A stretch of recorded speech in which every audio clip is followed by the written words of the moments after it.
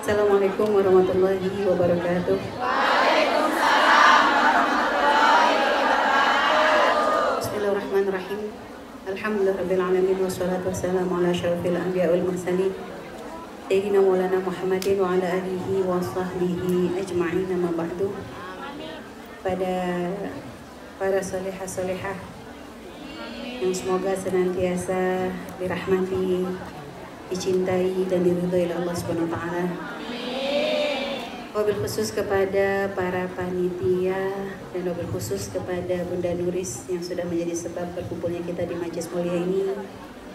Jazakumullah khairal jaza fid dunya wal akhirah. Semoga semua yang telah mengupayakan pertemuan yang baik ini senantiasa Allah berikan balasan yang banyak, diberkahi hidupnya, keluarganya, rumah tangganya, bahagia dunia akhirat.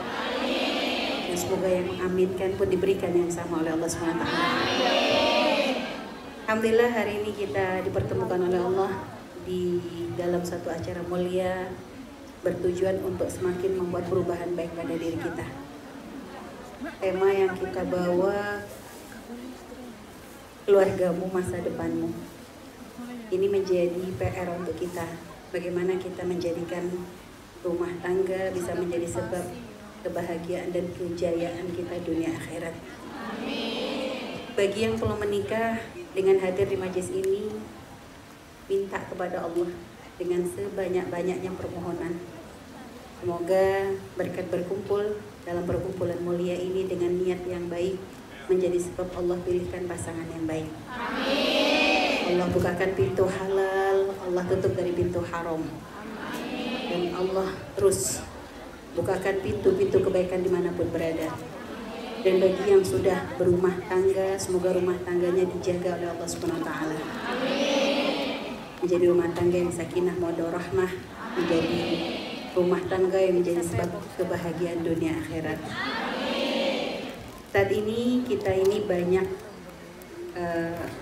ada fitnah-fitnah yang disebar oleh musuh-musuh Allah yang menjadikan orang-orang itu takut untuk memasuki pernikahan. Dengan bahasa pernikahan itu menakutkan. Sehingga para jomblo takut banget nikah. Tapi nggak takut pacaran, naudzubillah. Dengan yang halal ditakut-takuti, tapi dengan yang haram semakin berani. Adapun yang menikah, kadang akhirnya menjadi kurang mensyukuri atas pernikahan yang sudah terjadi. Kadang akhirnya malah menjadi lebih mudah melihat kekurangan pasangan, sehingga akhirnya menciptakan ketidakindahan. Sehingga makanya di sini kita perlu belajar bagaimana kita menjaga rumah tangga kita. Rumah tangga itu ibadah. Kata Nabi, "Idza tazawwajal abdu faqad istakmala nisfal iman." Gitu tingginya Nabi itu memberikan motivasi, sehingga ketika seorang hamba menikah, dia telah menyempurnakan separuh agama. Kenapa kok sampai dikatakan separuh agama? Karena dalam pernikahan, kalau kita ngerti ilmunya, kita ngerti caranya, kita ngerti bagaimana cara menjaganya, maka di situ banyak pintu-pintu pahala. Kalau kita senyum-senyum sama lelaki yang bukan mahram dosa, tapi senyum-senyum sama suami pahala.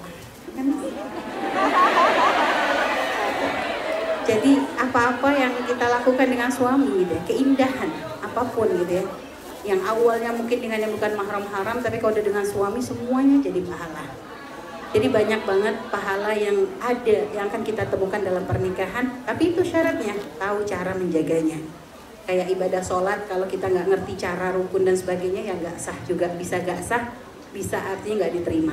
Tapi kalau kita ngerti, maka itu jadi sebab semakin dekat kepada Allah. Pernikahan pun begitu. Kalau kita ngerti caranya, ngerti kemuliaannya, mengerti tentang keagungan pernikahan, mengerti bagaimana cara belajar menjadi istri solehah, mengerti cara memuliakan suami, maka di situ ada ridho Allah. Insya Allah kita akan belajar bersama, yang khusyuk, yang konsentrasi. Semoga dari situ nanti menjadi sebab perubahan baik. Semakin kita dipilih oleh Allah menjadi wanita-wanita solehah yang dibanggakan oleh Nabi Muhammad SAW. Baik, kepada beliau dipersilakan.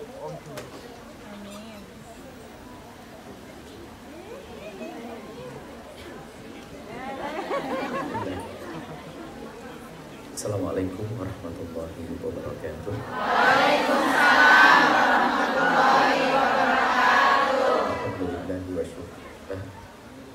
Salatu wassalamu ala rasulillah habibina sayyidina Muhammad wa ala alihi wa ashabihi wa mawalah amma ba'd.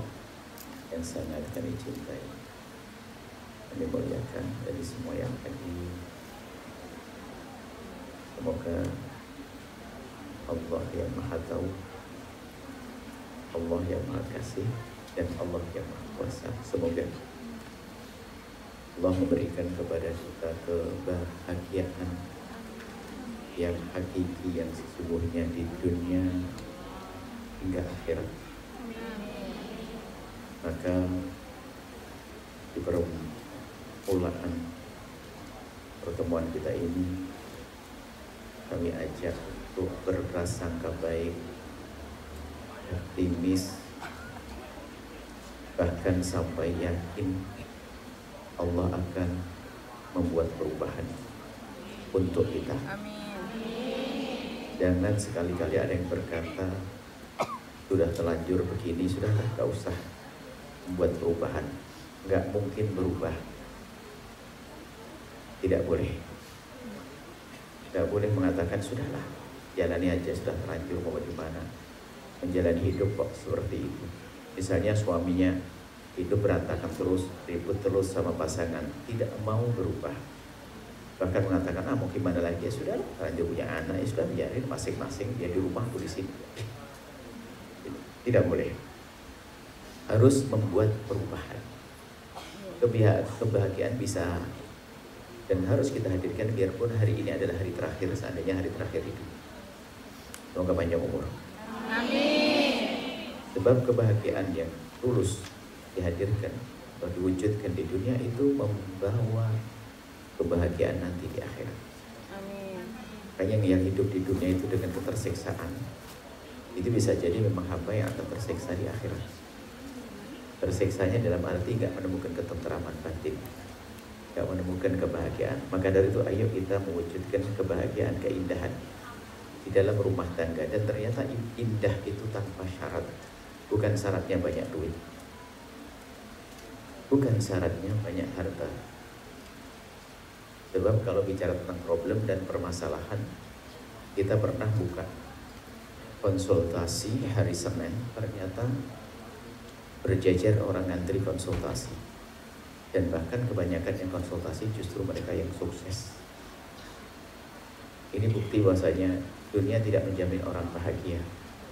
Maka jangan sampai kita terlena mencari dunia lalu melupakan ada kebahagiaan yang harus kita dahulukan. Sementara kita menemukan orang di kampung yang dengan kesederhanaannya hidupnya penuh dengan keceriaan. Bisa jadi gaji sehari untuk makan sehari, tapi hidupnya tidak ada masalah. Acara kemasyarakatan selalu bisa hadir, setiap hari candaria dan seterusnya adalah keindahan. Baik, jadi kita akan menuju kepada kebahagiaan dengan meyakini Allah Maha Kuasa untuk berubah kehidupan kita. Yang mungkin berangkat dari Indonesia ke sini dengan, mohon maaf, bermacam-macam problem dan permasalahan.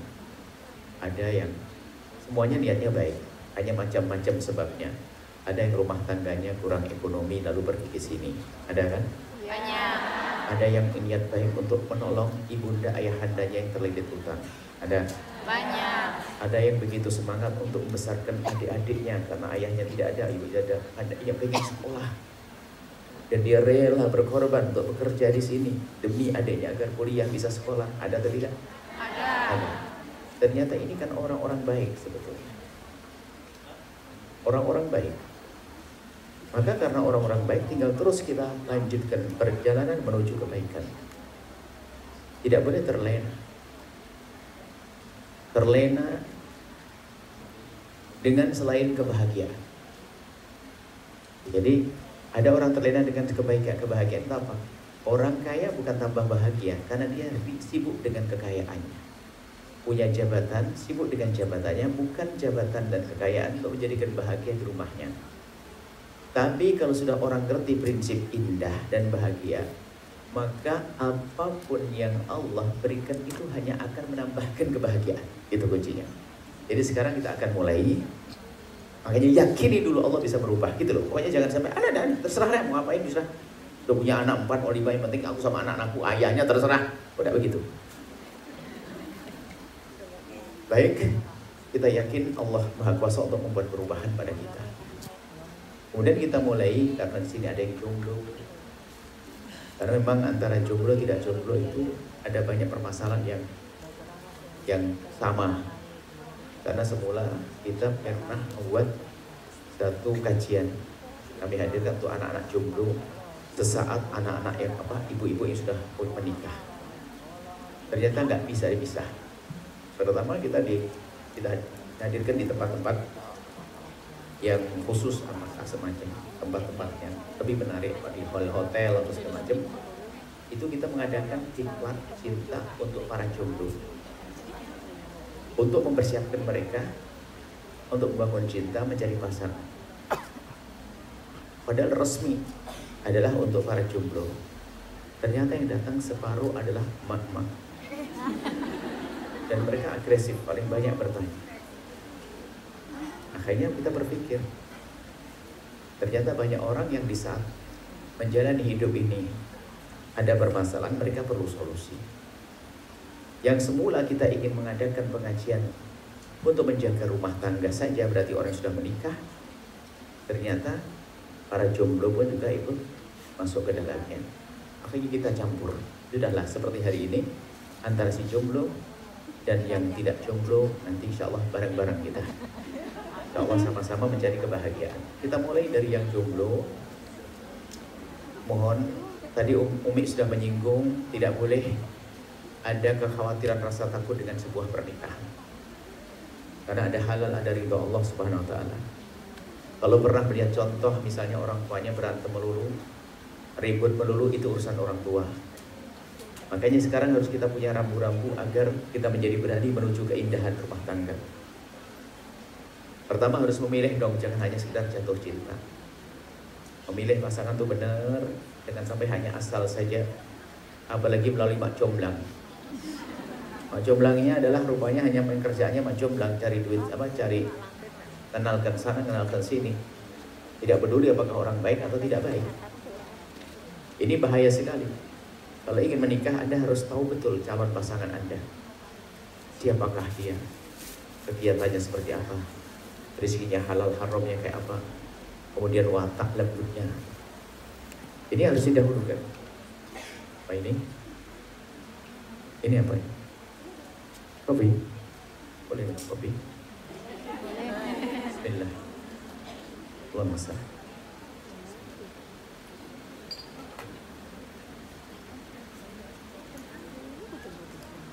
Ngantuk.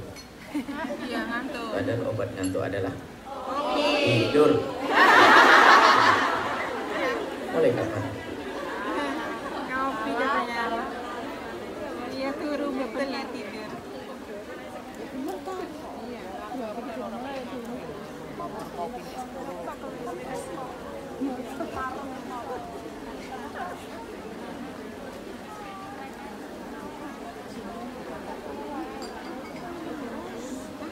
Jadi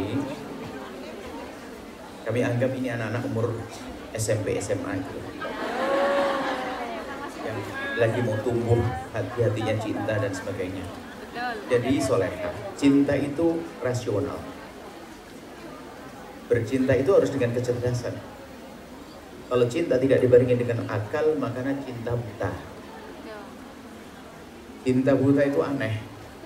Gula Jawa rasa masih lumayan. Orang Jawa Timur ada? Kata gomblong, titik-titik kucing rasa coklat. Itu cinta buta. Cinta bukan buta, cinta harus dengan kecerdasan. Cinta buta ini gak masuk akal, bagi orang cerdas gak boleh dong. Makanya orang cerdas susah jatuh cinta yang salah. Berpikir panjang. Makanya ada, kita punya inspirasi cinta. Untuk bahan renungan ada, untuk bahan masalah cinta untuk anak-anak. Lalu gini, jika ada, namanya kita manusia, ada manusia, laki dengan laki, ada kecenderungan, ada laki dengan perempuan, itu ada kecenderungan, kemudian saling mencintai, itu kan normal. Cuman membangun cinta, sampai kepada cinta ini benar tidak caranya? Kalau caranya salah, ya salah. Sebab kalau dalam menikah itu kan hendaknya memilih itu sebelum mencintai. Kalau sebelum mencintai nggak bisa milih. Biarpun ditawarkan manusia sejagat, tetap dia saja. Sehingga orang tua dilawan, guru dilawan. Ini adalah terjebak dalam cinta yang salah. Nah, ini kan orang bodoh. Masa dikasih lebih baik? Tidak mau. Makanya sebab ini. Kenapa terjerumus? Jadi inilah awal orang-orang bakal menjalani hidup dengan tersiksa. Kalau orang salah di dalam makan, salah makan itu sakit perut. Iya kan? Ya. Tapi salah mencintai sakit seumur hidup loh ya. Oh dia dolim, sudah kita cinta ke dia, dia nggak mau tahu, dia nggak peduli, dia begini, tersiksa dia. Makanya jangan bodoh dalam urusan cinta ini. Cinta adalah indah. Cinta adalah kebahagiaan. Nah, dalam urusan cinta, maka jika ada yang mengetuk hatimu, biarkan akalmu yang membuka. Jangan izinkan hatimu untuk membuka. Jadi kalau mohon maaf, ada debar-debar misalnya, kenapa kok kenal dia kok aku mulai begini? Hati-hati. Jangan langsung aku mengatakan cinta, lalu mengungkapkan cinta, lalu tukar-menukar kalimat indah, terjerumus dalam cinta, sementara akalnya menolak nanti. Suruh berpikir siapa dia, mungkinkah menikah dengan aku, mungkinkah mengabadikan cinta atau tidak. Berpikir dong. Makanya orang cerdas yang cerdas sesungguhnya itu gak susah untuk jatuh cinta. Yang salah, mikir siapa dia. Apakah setiap orang cantik, orang ganteng langsung jatuh cinta? Mohon maaf, sebagai seorang laki-laki, di layar televisi ada perempuan cantik, kelihatan langsung jatuh cinta? Ya nggak bisa, orang gila, dia di mana rumahnya, kan begitu? Mau nggak dengan kita, kan begitu? Dan sekarang orang mencintai, jatuh cinta tanpa berpikir. Hanya karena dikirimi puisi 2 kali, itu menjiplak. Itu langsung jatuh cinta, wah dibuat puisi. Kebodohan, mohon maaf. Makanya ada orang budaya pacaran dan seterusnya, dia sebenarnya telah menjerumuskan dirinya dalam kebutaan untuk memilih, nggak bisa pilih lagi. Sehingga ada bab lain lagi dalam hikmah yang kami hadirkan, bangun cinta di atas pernikahan. Jangan membangun pernikahan di atas cinta. Kalau orang membangun pernikahan di atas cinta, dia membangun cinta dulu lalu pengen menikah, ditolak sama calon mertuanya, bubar. Atau tiba-tiba apa? Jodohnya dengan yang lainnya, na'udzubillah. Sehingga cintanya dengan orang yang pertama, nikahnya dengan yang kedua, tersiksa sepanjang waktu. Bisa melakukan keharaman, na'udzubillah, kehinaan. Dia pun sudah tua. Tiba-tiba ada reuni dan sebagainya, kebusukan terjadi. Setan nunggu, tahun ini gak bisa zina, 5 tahun katanya sudah nenek-nenek melakukan kehinaan. Ini kejadian, gara-gara katanya cinta lama kembali dan sebagainya. Nah ini ada makanya hati-hati. Baik, sekarang dalam mencintai itu ada fase-fasenya, Soleha. Mustahil orang langsung mencintai. Anggap saja kalau sekolah di luar, anak temenmu adalah anggap saja 40 laki-laki yang kamu kenal. Dari 40 laki-laki tidak mungkin mempesonakan semuanya. Di antara 40 itu nanti ada mungkin 5 yang mengagumkan. Jadi kagum itu tidak tahu, tiba-tiba saja ada sesuatu yang unik dari dirinya menjadikan dirimu perhatian. Sehingga kalau lewat pasti noleh kita. Tapi hanya sebatas itu. Kalau dia ngomong kita pengen perhatikan dia. Tapi hanya sebatas itu. Cuma terus informasi masuk ke otakmu, di antara 5 ini ada yang mengerucut. 1 cenderung lebih cocok dengan aku. Mungkin kriteria lebih lengkap, lembut ini. Mestinya begitu. Setelah itu jangan buru-buru menjatuhkan cinta. Berpikir dulu. Namanya yang ketiga memutuskan untuk abadi. Baru setelah itu, wah anak itu baik, bener, terpesona, aku cocok dengan dia dan sebagainya. Baik, saya menjatuhkan cinta kepadanya atau tidak. Merenung, tanya ibunya dan sebagainya, sudah waktunya nikah atau belum dan sebagainya. Kalau ternyata sudah mungkin, baru nanti menjatuhkan pilihan, menjatuhkan cinta. Nanti merencanakan menjatuhkan cinta, dibahas rumahnya mana. Biarpun kita seorang perempuan, kita bisa minta Allah pada ustadz tolong laki-laki itu siapa, rumahnya mana. Baru nanti masuk kepada wilayah keabadian. Selagi dia tidak mau di dalam keabadian cinta, ya jangan bodoh dong kita. Masa kita mau, aku mencintaimu sebulan saja. Ya kita mainan, bukan cinta itu, pasti syahwat yang mau dia. Selagi dia tidak mau dibawa ke wilayah keabadian, pasti dia berdusta. Dan jangan berurusan orang yang tidak mau dibawa kepada keabadian. Keabadian hanya dalam pernikahan, kan begitu? Makanya kalau kenal laki-laki banyak ngomong itu, dan dia baik, dia pun baik kalau tidak dibawa, dia mau dibawa kepada wilayah halal, pasti dia bohong, hanya mau senang sesaat saja. Ketemu dia baik, dia benar setelah dipelajari, baru masuk wilayah. Tanyakan, lamar aku, kalau mau ayo bismillah secepatnya. Kalau tidak nggak mau, jangan dipikirin, karena dia hanya pengen senang-senang saja. Bisa saja hanya ingin menzinai, merendahkan diri, merendahkan wanita, dan seterusnya. Ini fase-fasenya macam itu. Banyak laki-laki perempuan cerdas seperti itu, gak gampang terpesona. Terhormat dong. Jangan jadi seperti perempuan itu yang di sana itu tiba-tiba disapa sekali saja langsung nelainya 3 kali. Kok dari pagi lagi sih? Ini perempuan rendah, tidak, ini mulia semuanya. Amin. Makanya mohon maaf, kalau ada yang sudah terlanjur menjatuh atau jatuh cinta, dalam bahasa Indonesia pun istilah cinta ini memang dasar indah. Tapi prosesnya pun ternyata bisa saja salah ya, dalam prosesnya salah, hasilnya salah, sehingga bahasanya pun juga serem, jatuh cinta, kena panah, asmara, ini kan istilah-istilah serem ya. Makanya baru orang terjerumus. Sementara kalau orang bercinta benar adalah indah sekali. Cinta bukan syahwat, syahwat bukan cinta. Cinta bukan syahwat. Ada orang saling mencintai tanpa ada syahwat. Anak dengan anak, anak bapak, ibu, cinta tapi gak ada syahwat. Ada syahwat tanpa cinta, itu orang yang menjual diri. Semoga Allah berikan hidayah. Lihat, yang berzina hanya cari sesuatu. Itu syahwat tapi gak ada cinta. Bahasanya cinta-cinta bercinta, gak ada itu. Orang berpisah juga gak ada ingat sama sekali. Sudah bayar selesai, na'udzubillah. Tapi ada kalanya cinta bertemu dengan syahwat dalam ridho Allah, pernikahan akan indah di atas keindahan. Nah, itulah kalau jadi wanita cerdas, sederhana. Kemudian wanita cerdas itu tidak hanya menunggu dong. Jadilah Sayyidah Khadijah. Sayyidah Khadijah itu cerdas. Ngelihat laki-laki baik, beliau memulai dengan keluarganya. Gak perlu gengsi. Hari ini perempuan memulai yang halal malu, tapi mulai yang haram oke. Dia membasah-basahkan bibirnya di saat ada laki-laki lewat, apa maksudnya? Kemudian dia memajang fotonya, itu maksudnya apa? Kalau bukan karena dia ingin memulai. Tapi giliran masa yang halal tidak mau jadi Sayyidah Khadijah. Sayyidah Khadijah itu ceritanya beliau adalah wanita solehah yang berumur. Umurnya sudah hampir 40 tahun. Dengar berita, sudah tahu bukan sekedar berita, di Mekah ada seorang laki-laki ganteng, soleh, baik, jujur dan seterusnya, namanya Muhammad bin Abdullah. Lihat, Sayyidah Khadijah orang cerdas. Saya ingin tahu lebih dalam tentang orang ini. Membuat ikatan kerja. Nabi Muhammad bekerja dengan Sayyidah Khadijah, membawa barang dagangannya Sayyidah Khadijah, ditemani oleh pembantunya Sayyidah Khadijah. Pembantunya bukan langsung komunikasi langsung, enggak. Pakai peran kalau komunikasi langsung itu membuat orang tidak netral. Mohon maaf, kalau pacaran itu enggak ada yang jujur-jujuran. Itu mobil minjem, baju minjem, enggak pernah mandi jadi mandi. Itu bohong itu. Tapi Sayyidah Khadijah cerdas.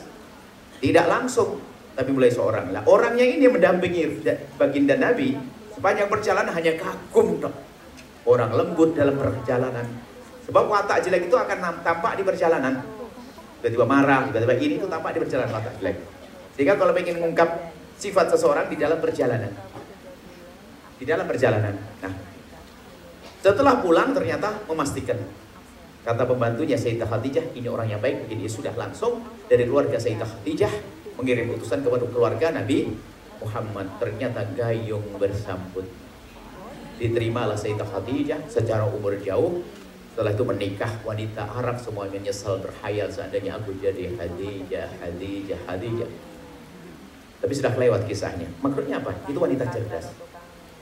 Seandainya ada laki-laki baik, tentunya bukan dengan merendahkan diri. Laki-laki baik, oke, kita mendahului dengan cara terhormat. Bukan, siapa mau dengan saya? Bukan gitu. Bukan, melalui orang terhormat. Yai di kampungnya, ayahmu misal komunikasi, ada laki-laki baik. Kalau ternyata tidak diterima, tidak ada masalah. Waduh tuh. Ini sebagai seorang perempuan. Kalau haram, no. Tapi kalau halal, oke. Itu loh maksudnya. Ada lagi, makanya memulai gak ada masalah. Meminang tuh gak ada masalah. Justru kami ingin beranikan pemahaman masalah ini. Kita memulai gak ada masalah sebagai orang perempuan. Atau seorang bapak punya anak perempuan. Saya punya anak perempuan, kalau seandainya ada laki-laki, menurut saya baik, akhirnya baik, gak ada masalah kalau saya harus memulai. Sebab gini loh ya, anggap saja. Kalau kita punya anak perempuan, bisa jadi laki-laki yang baik itu gak akan melirik anak saya. Gak akan mungkin gak kepikiran ke anak saya.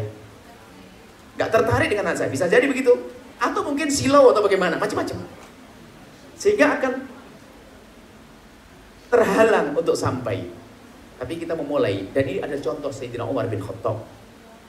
Sayyidina Umar bin Khattab itu seorang besar, punya anak perempuan namanya Sayyidah Hafsah. Merindukan anaknya dapat suami yang baik. Datang pada Abu Bakar. Ya Abu Bakar, aku punya anak perempuan, barangkali kau punya hajat. Sayyidina Abu Bakar tidak menerimanya. Ke Sayyidina Utsman juga tidak menerimanya. Sedih dong sebagai seorang ayah. Anaknya disodorkan belum diterima, ngadu ke Rasulullah. Sampai ke baginda Nabi SAW, ternyata Allah beri jawaban terhebat. Kata Nabi, hei Umar, kau bicara tentang Utsman. Nyesel Sayyidina Utsman gak bisa menerima. Dijawab Rasulullah, Utsman akan menikah dengan perempuan lebih bagus dari putrimu. Dan putrimu akan menikah dengan orang laki-laki lebih bagus daripada Utsman. Bingung ya Rasulullah, orang terbaik kayaknya sudah tak tawari, gak mau. Abu Bakar gak mau, Utsman tidak mau. Kata Nabi, yang akan menikahi putrimu adalah aku sendiri. Gak kebayang kalau baginda Nabi akan menikahi putri, sehingga menjadi istri baginda Nabi yang namanya Sayyidah Hafsah. Ya, artinya Sayyidina Umar mencarikan. Nah ini cerdas itu di sini. Gak apa-apa sekarang masih di Hong Kong. Sudah punya planning tahun depan, 2 tahun. Sekarang cari pasangan yang baik di sana. Mungkin dia lagi kuliah, oke.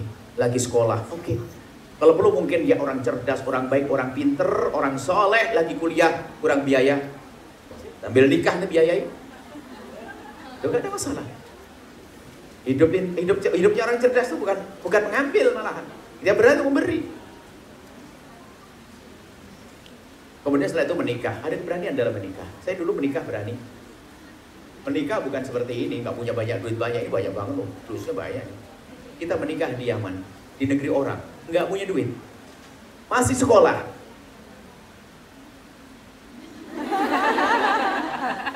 Dan memang kita punya prinsip loh, kok kita lagi kuliah, kok ngurusi anak putri. Daripada saya pusing ngurusi anak perempuan, akhirnya berpikir untuk menikah dan alhamdulillah diberi oleh Allah nikah. Dan tidak pakai resepsi-resepsian deh. Nanti aja kalau pulang resepsinya. Dan begitu rencananya. Ternyata sampai pulang pun juga nggak resepsi. Kita belum resepsi sampai sekarang ini. Cuman setiap minggu ada anak nikah, kita ikut jajar numpang resepsi. Kita pernikahan di Al-Baca kan setiap Sabtu nikah. Saya di tengah, tak suruh pinggir pengantinnya, saya tengah berdua. Memang belum resepsi kita. Akhirnya dalam sekolah, dalam kuliah kita ngerti dan mertua ngerti. Mertua ngerti, mertua dari pihak perempuan bukan mengatakan aku anakku jangan kau nikahi, kau beri nafkah. Ya memang harus beri nafkah kalau kita mampu. Rupanya mertua ya sudah sepakat, biarpun tidak diucapkan kesepakatan, kita ini rupanya sambil kuliah BSS, bayar sendiri-sendiri. Berumah tangga. Cuman manajemen penggunaannya dihabiskan dulu dong duitnya suami. Kalau habis baru pakai duit istri, seperti itu. Sehingga yang penting kita kuliah aman, kita punya halal, yang lain stres, kita tenang. Nah, kayaknya sampai 6 tahun ini masih dapat kiriman baju-baju lama. Jadi 6 tahun itu nggak membelikan baju. Setiap mau dibelikan baju mikir, bayangin akhir bulan nggak punya duit kan. Akhirnya tidak beli baju, sama-sama 5 tahunan. Nggak usah beli baju lah ya, nggak usah beli baju yang bagus. Yang penting kita sama-sama kuliah. Nah, akhirnya waktu kelahiran anak pertama pun juga mikir, waduh, kelahiran di negeri orang, mau pulang, nggak punya duit. Cuman kita ngomong, jangan minta uang ke ayah dan ibu. Saya ngomong, tapi kalau dikasih jangan ditolak. Ya dikasih jangan ditolak. Cuman mertua baik sekali, contohnya pas bingung masalah menjelang kelahiran, tiba-tiba ibu mertua tuh ngomong, Dok, mulaiin Dok, ya kelahiran di Indonesia. Yang nggak bisa ngomong, nggak punya duit. Ya kok tak tukok nih tiketnya. Sudah bismillah. Artinya apa? Takut kepada yang haram bagi kami adalah ternyata menjadikan kita mudah dengan yang halal. Nggak ada tuntutan apa-apa. Setiap tanggal 20 nggak punya duit, buka-buka barangkali ada uang sisa untuk berroti. Tapi kita kan kuliah, sekolah, jadi kita ngambil makan di situ. Makan jatah kuliah kita ambil, masih lumayan. Maksudnya begitulah. Jadi halal itu sudah temu. Jangan mikir, wah saya ngumpulin Hongkong duit banyak dulu. Ada keramaan. Jangan dianggap setelah kita nikah langsung wah enak-enakan begitu. Enggak. Oke diambil. Ini makanya anak Hongkong jauh lebih mudah bahagia nanti, yakin. Menikah akhirnya kita mohon maaf kalau bicara. Setelah menikah kita tinggal di Cirebon, bukan tinggal di mertua. Sebab kita punya prinsip. Gurunya jangan di Jakarta, jangan jauh dari Jakarta. Tidak juga tinggal di Blitar orang tua. Kita tinggal di Cirebon kontrak. Kontrak sebuah tempat. Kotaknya kurang lebih ya seperti ini. Nah pas ini. Tiang ini sampai di sini ke sana lah, lipat.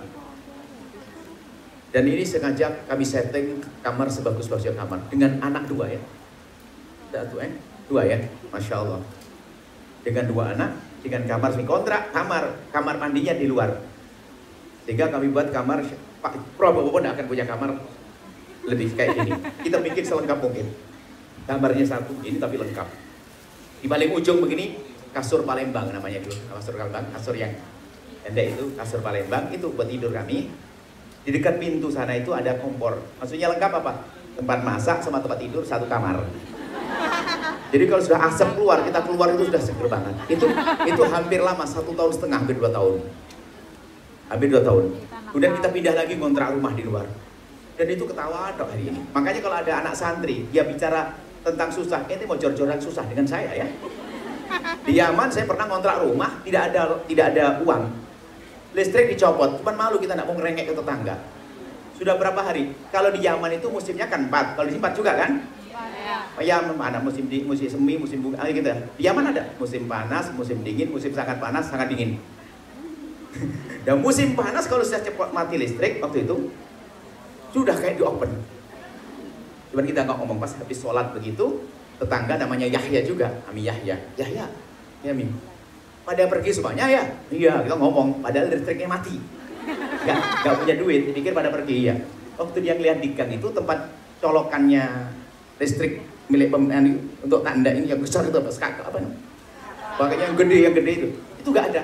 Ya, ente nggak bayar listrik ya? Oh ketahuan. Masya Allah, itu berapa hari sudah? Tahu-tahu langsung dipinjemin kabel dari atas, dia teroteng atas. ke bawah, kipas angin satu kayak di surga. Gak ada ribut hari itu. Makanya ini banyak duit. Itu orang ketawa, kalau hari ini ingat itu ketawa. Makanya di Hongkong 1 tahun gak berani nikah.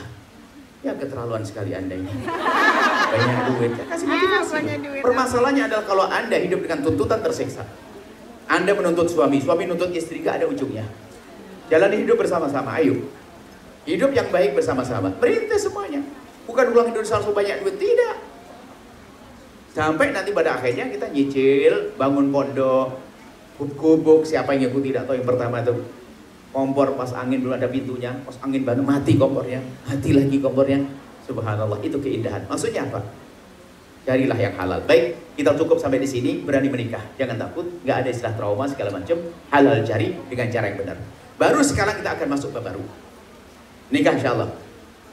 Pacaran no, nikah? Yes. Jangan mau dibohongi, betul. Laki-laki sekarang ini mohon maaf, yang sering nangis kepada kami adalah perempuan. Hampir tidak ada laki-laki ngomong, oh ya saya terlanjur ganggu perempuan. Nggak ada. Nah ini nyataan. Kata perempuan dibohongi, di ini. Ya perempuan yang bodoh. Jadilah perempuan cerdas, amin. Amin. Baik, nanti kalau sudah punya calon atau maksudnya ada gambaran laki-laki baik pun, besok dinikahkan, suruh pergi ke Cirebon, nanti walimu wakil ke saya nikahkan. Telepon halal, Waalaikumsalam bang. Itu halal itu harus dicari, jangan menunda-nunda. Kemudian sekarang kita masuk pembahasan intinya sebetulnya. Berlaku baik yang sudah menikah atau belum nikah. Untuk bangun keindahan itu dimulai dari naman, kebahagiaan hanya dari Allah. Tapi secara zahir Allah memberikan cara. Dan kebahagiaan ini akan berlaku dalam keluarga dan juga di masyarakat. Membiasakan lisan yang baik, perilaku yang lembut, akhlak. Tolong dalam rumah tanggamu jangan ada merendahkan pasangan. Suami merendahkan istri, istri merendahkan suami. Mencaci tidak boleh, ngolok tidak boleh. Dan yang ada adalah membiasakan hidup yang baik dalam rumah tangga. Saling menghargai. Caci maki tidak boleh. Caci maki tidak menumbuhkan cinta. Ada seorang suami mencaci istri, ada. Istri mencaci suami, ada caci maki. Mengolok merendahkan, na'udzubillah. Mulai kapan mencaci menumbuhkan cinta? Tidak ada. Cuman banyak orang bodoh dalam jalan hidup. Hanya karena kita tidak sabar. Tidak kuat melihat pasangan langsung mengeluarkan ungkapan yang menyakitkan. Ini kebodohan. Pasanganmu manusia, kalau dicari kesalahannya pasti ada. Seperti dirimu manusia juga ada kesalahannya. Tapi biasakan, jangan gampang mencelatuk yang menyakitkan. Marah-marah tidak jelas. Sebab gini loh ya, marah mencaci. Kalau misalnya, anggap saja dibalik. Kalau suami mencacimu, semoga tidak, amin. Seorang suami mencaci istri, istri gak terima dicaci. Dia berpikir untuk mencari kesalahan sang suami, kecilkan suami, untuk membalasnya nanti. Tuntut menuntut, caci maki. Dan kalau orang mencaci, itu yang dicaci itu kan marah. Dan dengan marahnya bisa saja menumbuhkan kalimat yang menjadikan marah sehingga sering berantem dalam rumah tangga. Ini budaya yang harus dihapus. Rumah tangga yang sering terjadi percekcokan tidak indah, dan itu akan menjadikan hidup masyarakat nanti tidak indah. Gambarannya mohon maaf ini. Seorang anak membuka pintu kamarnya, lalu melihat ibunya di meja makan sama ayahnya lagi suap-suapan dan cubit-cubitan. Lihat gambarannya saja. Seorang anak atau langsung kembali ke kamarnya, mungkin dia akan pejam mata dan berkata, inilah hidup yang harus aku lakukan di kedepan hari. Satu. Kemudian akan muncul hal baru lagi. Ibuku sangat menghargai ayah. Ayahku sangat menghargai ibuku. Terus semakin tertanam.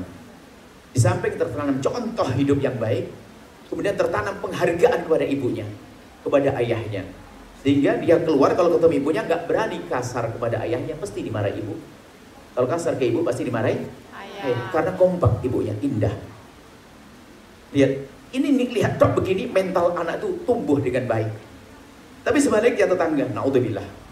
Seorang anak buka pintu kamarnya, lihat bapak ibunya berantem. Sakit. lanjutin sampai pagi. Mulai tertanam di otaknya contoh yang jelek. Kalau ada masalah harus berantem. Kemudian tidak menghargai ibunya lagi karena ibunya mencaci ayahnya. Ayah juga Sehingga Pak, yang di otaknya kejelekan. Sehingga kalau terjadi kalau ternyata nanti di sekolah anaknya berantem, jangan salahkan masyarakat. Ini kejadian suatu ketika kami pulang pengajian, tiba-tiba di mobil kami disalip oleh anak-anak muda pakai sepeda motor. Tiba-tiba menuhi jalan sampai kita tidak bisa berjalan. Kirain mau ganggu dan sebagainya. Ternyata enggak. Di antara mereka berantem, ada bawa parang, bawa kayu, berantem di antara mereka. Tidak lama kemudian diamankan sama polisi. Mungkin orang berkata, inilah masyarakat yang rusak dan sebagainya. Bentar dulu. Tanyakan, hidup di rumah tangga kayak apa anak ini? Sumbernya di rumah tangga. Di rumahnya sering menemukan orang tuanya berantem, sibuk, ribut, caci maki, ololan. Itu akan tertanam di otaknya. Sehingga setiap ada masalah solusinya ya berantem. Sehingga karena setiap hari lihat bapak ibunya cekcok, berantem dan sebagainya, anak itu nanti waktu di sekolahan punya masalah dengan temannya, cara menyelesaikan gimana? Berantem. Otomatis. Belum ini, nanti di saat dia menikah, padahal mantumu itu baik, mantunya itu baik, bukan Anda. Pasangannya baik, cuman dia tidak punya referensi, tidak pernah punya contoh yang baik dalam menyelesaikan masalah. Di saat punya masalah dengan istri langsung mencaci, mengolok, akhirnya terjadi keribut lagi. Generasi kedua ribut lagi. Mana ada bahagia? Makanya tolong yang biasa marah-marah dengan suami kurangi. Marah itu nular loh ya. Mohon maaf, nular. Makanya jangan biasakan dengan amarah. Biarpun yang dimarahi bukan Anda. Suamimu marah kepada pembantu atau pegawai dengan kesalahannya. Lihat, di saat engkau melihat suami marah, ikut marah enggak kira-kira? Ayo, secara akal atau secara batin? Secara batin. Secara batin ikut dong. Kenapa? Sebab kalau aku nggak ikut marah, dianggap oleh suamiku aku ngeblok kepada pegawaiku. Ya, pasti mau tidak mau ikut-ikutan marah. Iya sih bang. Kalau enggak pasti suaminya takut. Kenapa kamu diam? Itu biarpun tidak suami nggak marah, kita akan ke bawah-bawah. Makanya budaya marah tidak boleh ada di rumah kita. Percaya, nggak boleh ada marah. Ada orang hidupnya marah-marah dok. Apalagi yang dimarahi pasangannya sendiri. Pasangan yang dimarahi hari pertama mungkin dia sabar, seminggu sabar, setahun sabar, tahun kedua sudah mulai mentalnya sudah kena karena ditekan terus dengan amarah-amarah. Akhirnya meledaklah, dia mulai membalas. Yang marah kaget, tambah jadi lagi, berantem terus. Sampai hari ini ada rumah tangga yang kerjaannya berantem. Ada atau tidak? Ada. Sudah begitu anaknya 16. Bodoh sekali dia. Dan Nabi pernah menyebutkan laki-laki bodoh. Laki-laki bodoh adalah siang hari istrinya ditempeleng, malamnya digauli. Bodoh dua-duanya. Ini ada model semacam ini. Kenapa? Tidak mau belajar. Makanya kami sampaikan, yakini Allah Maha Kuasa merubah. Jika dirimu yang suka marah-marah kepada pasanganmu, akhiri itu semuanya. Itu akan punya efek jelek baik kepada anak-anak, kepada rumah tangga kita. Sehingga nanti akan muncul istri yang ditakuti suami, suami ditakuti istri. Hidup kok takut itu bagaimana sih?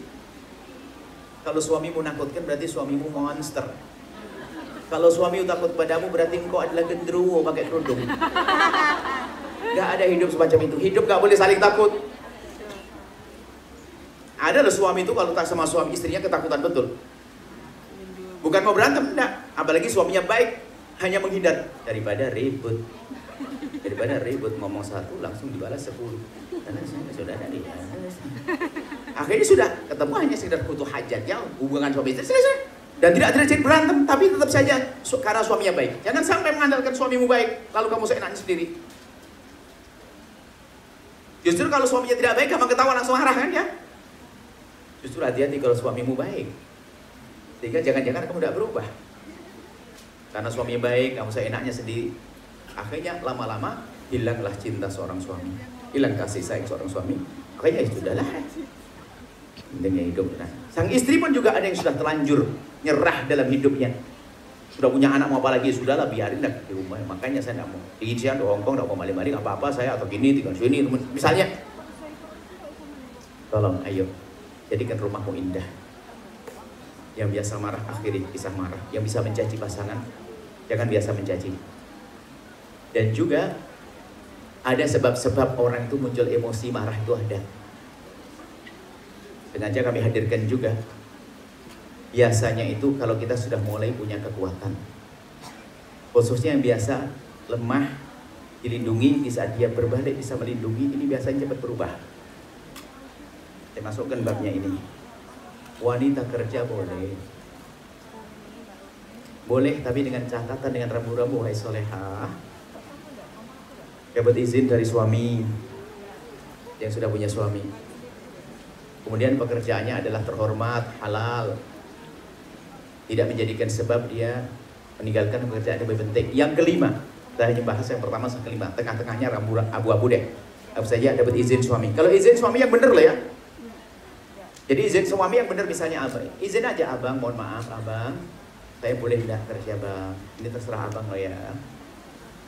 Kalau pilih sih pilih dengan abang. Ngomongnya yang enak begitu. Biar suaminya berpikir, bukan seperti ibu-ibu satunya itu, tidak tahu kemana dia pergi, ke Hongkong atau kemana tidak tahu itu. Kalau izin nggak begitu, bang. Tiap bulan tagihan nggak dibayar. Lihat, ini kontrakan, ini anak sekolah nggak bisa bayar, ini sampai kapan bang begini nih bang? Boleh nggak saya kerja bang? Loh kalau mau kerja pakai ngancam nyebutkan kekurangan suami, ya suami ketakutan. Iya. Kalau minta izin yang bener dong. Baik, anggap saya sudah dapat izin semuanya. Setelah itu mohon maaf. Biasanya akan terjadi perubahan. Perempuan yang semula lembut menjadi tidak lembut, apalagi yang aslinya tidak lembut. Mohon maaf. Suami pun ada pendidikan sendiri. Kapan itu? Di saat seorang istri sudah mulai punya kelebihan. Mulai sukses, mulai punya rezeki dan sebagainya. Padahal waktu dia bekerja dengan kawan kerjanya bisa senyum, arisan senyum dan sebagainya. Telepon sama teman kerjanya bisa ketawa-ketawa. Tapi giliran telepon sama suaminya sudah mulai ngangkat suaranya. Hati-hati. Pernah kita nasihati orang semacam itu, hati-hati ibu, ini kelihatannya orang-orang hebat. Pebisnis, iya bu ya, kami merintis kerjaan gini-gini. Cerita ceritanya. Cuma hati-hati. Banyak perempuan yang tidak sabar. Itu keindahan di depan mata malah dibuang. Kapan itu? Di saat diberi Allah kesuksesan rizki, ternyata berubah wataknya. Kalau sama temennya, sama teman kerja, sama karyawan bisa ngomong lembut, tapi kalau sudah ngomong suami langsung ngangkat nadanya semakin tinggi. Ada 3 di hadapan kami yang ngomong, oh ya itu saya banget. Hanya kami jawab, kalau kamu sadar insya Allah benar. Yang repot yang nggak sadar. Maksudku ya apa? Di saat Allah beri rezeki, maka harus mulai menata.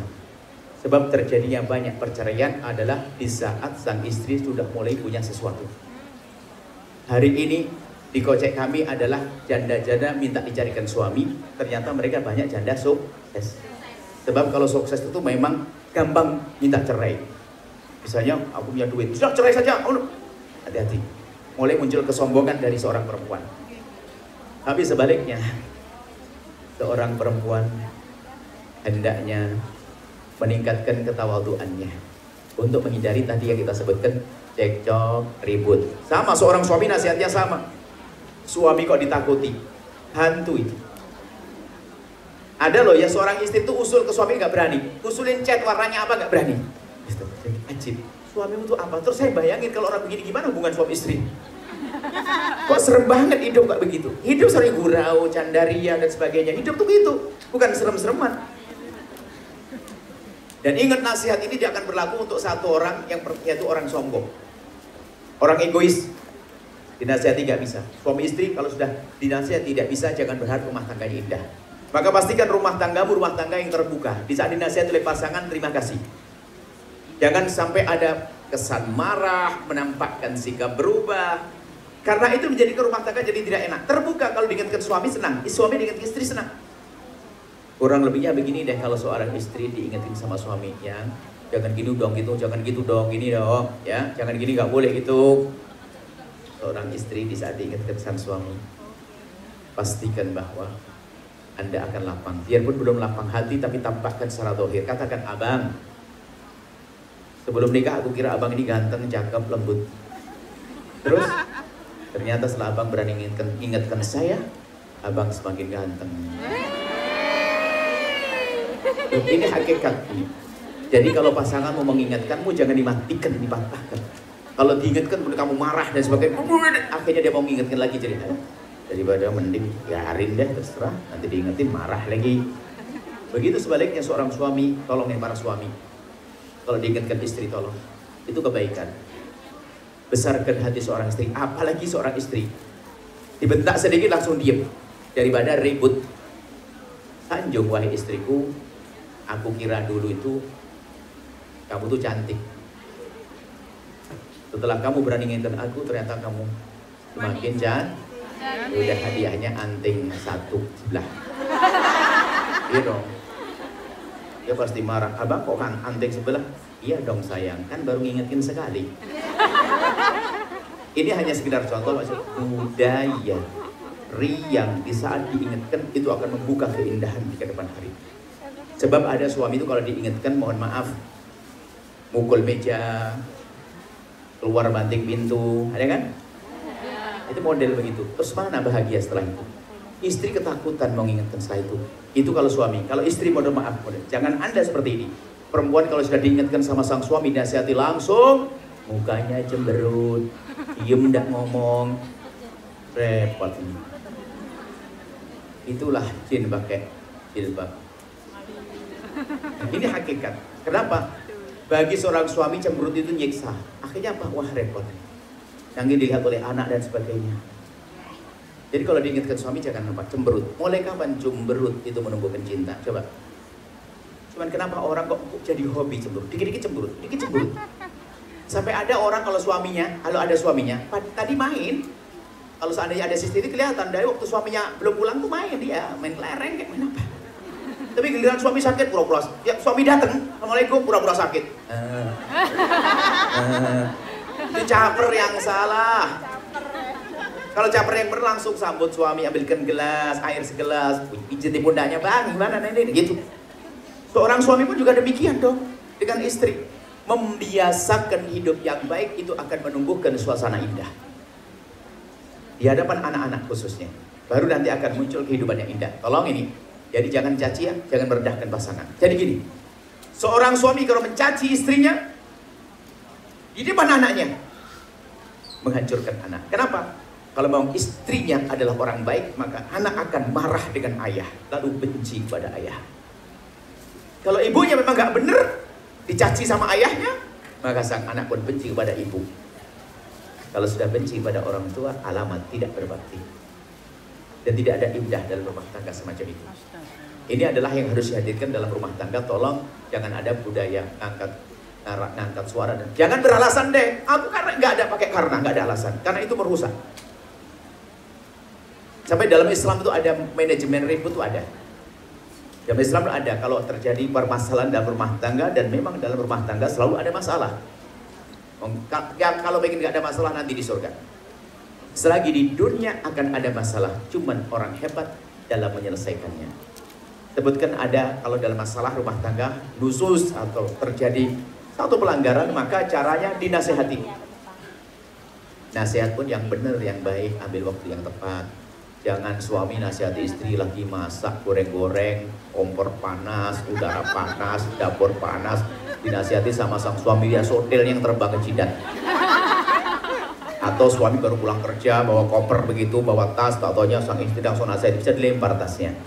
Kalau pengen nasihati ada waktu yang indah, minum teh bersama, sore-sore, lagi asyik, baru ngomong kepada pasangan, nasihati. Dan ternyata nasihati masih gak bisa. Yang jelas percekcokan rumah tangga tidak boleh anak tahu. Ini harga mati. Jangan anak dilibatkan. Cuman kadang seorang anak itu langsung tahu ibunya lagi musuhan dengan bapaknya. Kenapa? Manyun muka ibunya. Cemberut, mama lagi ribut sama ayah ini. Itu mukanya itu 3 hari. Naudzubillah. Anda seperti itu? Tidak. Yakin? Yakin. Tidak baik. Yakin tidak baik itu. Harus paham itu.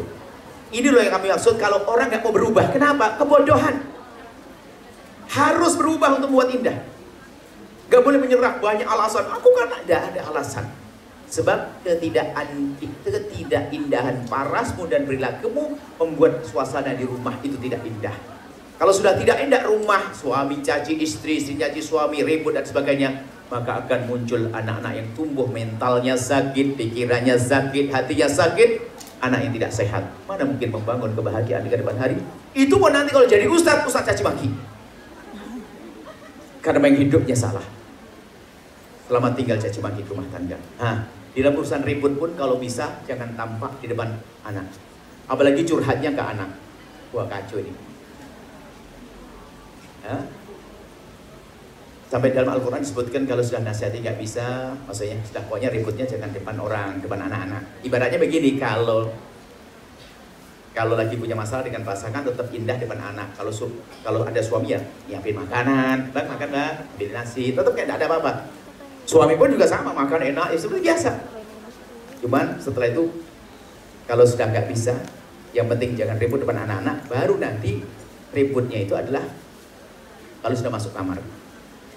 Wahjuruhunna fil madaji', terakhir ayat Al-Quran mengatakan, Al-Quran berbunyi wahjuruhunna fil madaji', diemin di kamar. Jadi jangan depan anak kita ribut, tapi masuk kamar. Kalau sudah masuk kamar berdua kunci itu kamar, mulai. Tapi mulainya bagaimana perang di dalam Al-Quran diajarkan. Justru jaga lisan. Wahjuruhunna diemin, tapi fil madaji' di tempat tidur. Karena apa? Caci akan mengundang caci, memanaskan hati. Oloan memanaskan hati, gak akan ada ujungnya. Tapi diam biar merenung. Anggap saja kalau ini di kasur, suami ngadep ke sana, istri ngadep ke sana, punggung-punggungan tapi tidak usah ngomong, diam tok. Kira-kira bertahan berapa lama? Setengah jam itu mungkin sang istri sudah gini. Bantalnya kelewatan lemparnya, akhirnya nendang suaminya, abang sih. Bebas ceritanya, selesai. Karena apa? Menjaga lisan. Itu adalah pendidikan dalam Islam. Maksud kami ayo. Kemudian yang belum menikah jangan ragu. Dari awal pasti namanya hidup ada permasalahan. Cuman bagi orang cerdas, permasalahan itu justru seperti menahan laparnya orang puasa, ketemu buka lebih bahagia. Itu bukan permasalahan untuk menghadirkan permasalahan lain lagi, jangan. Jadi seperti itu. Jadi ini yang perlu kami hadirkan. Pokoknya yang sudah menikah, apalagi sudah lebih banyak duitnya, suaminya di rumah nganggur, gak punya kerjaan, jangan sampai yang ada ngedumel dok, seperti itu. Siapa itu yang ngedumel terus sama suaminya? Terakhir, tobat. Itu merusak hatimu sendiri. Jadi tidak indah. Masalah pendidikan suami babnya sendiri, tapi mulai dari diri kita sendiri. Jadi nasihat ini nggak boleh untuk orang egois tadi. Orang sombong egois, kalau nasihati nggak bisa, itu bahaya. Egois itu nggak akan tampak kecuali di saat diuji. Ujiannya bagaimana? Gini loh ya. Kalau dirimu datang dengan suamimu, datang ke masjid begini sama suami jejer bareng. Ini istri egois, istri yang nggak bisa nasihati, istri yang maunya menang sendiri itu ketahuan. Misalnya kamu sama suamimu duduk bareng sama suamimu dengar ceramah. Di saat ustadz yang ngomong tentang suami yang baik harus begini, langsung nyolek kamu. Tuh bang, denger bang.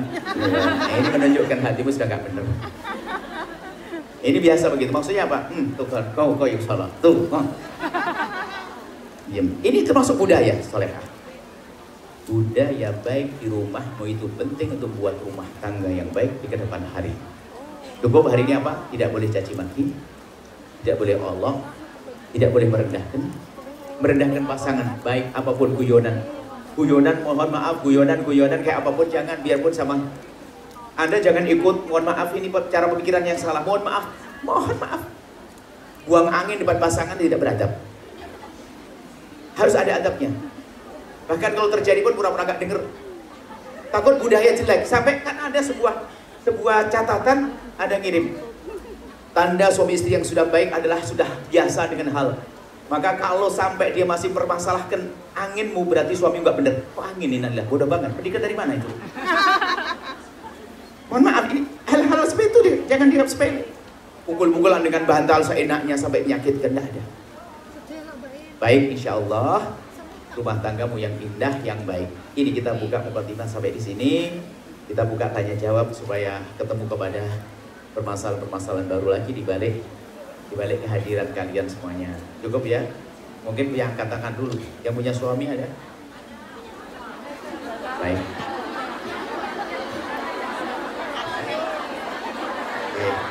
Oke. Mohon maaf yang sering marah-marah sama suami. Percaya apa? Gue bangga dengan kalian. Kalian jujur bangga, percaya. Kalian jujur sudah. Terus sampai kapan? Jujur. Jangan banyak alasan. Alhamdulillah, yang repot ya nggak jujur terus. Ribut terus tapi nggak ngaku. Ya itu aja. Saya tahu. Justru kami hadirkan permasalahan di sini itu karena itu. Akhirnya ngomong sama suaminya kasar, keras. Mana keindahan? Mana suami jadi rindu setelah itu? Dan dirimu pun jadi tidak rindu. Oke, selamat tinggal dengan cara yang tidak baik. Justru pengajian harus ada buahnya dong. Setelah ini harus ada perubahan. Dengan suami minta maaf. Terus setelah ini dimulai. Mungkin pertanyaan, suami saya nggak benar gini-gini. Kalaupun suami tidak baik, masa kita harus rusak gara-gara suami yang tidak baik? Harus ada nanti. Insya Allah mungkin di sela-sela pertanyaan ini akan ada sesuatu yang baru lagi. Intinya tolong, ini hakikat. Buya berurusan dengan orang. Buya tidak menempatkan diri kami seperti kalian. Orang banyak bertanya. Kita tahu sebabnya permasalahan. Simpulannya adalah itu tadi. Tidak menjaga lisan, tidak menjaga perilaku. Sehingga ada seorang perempuan sudah nek sama pasangannya. Seorang laki-laki sudah tak didahrik dengan istrinya. Akhirnya naudzubillah godaan di luar segala macam. Baik, seperti itu. Cuma ada permintaan dari Ketua Panitia Bunda Nuris. Ini termasuk yang ya karena dia baik lah, beliau baik. Paling saya tidak suka sebetulnya.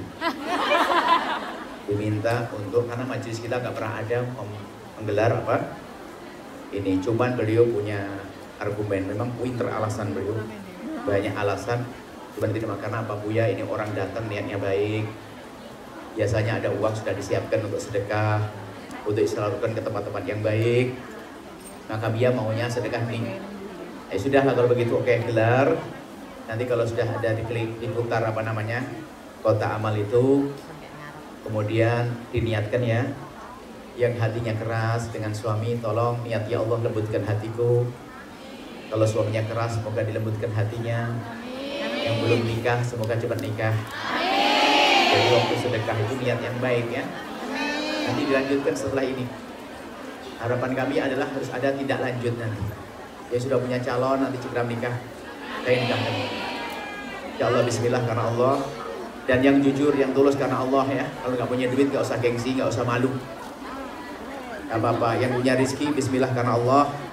Sekarang diputar dulu katanya udah Nuris, baca sholawat dulu, baru setelah itu kita tanya jawab sampai maghrib nanti insya Allah. Baik, bismillah, silakan.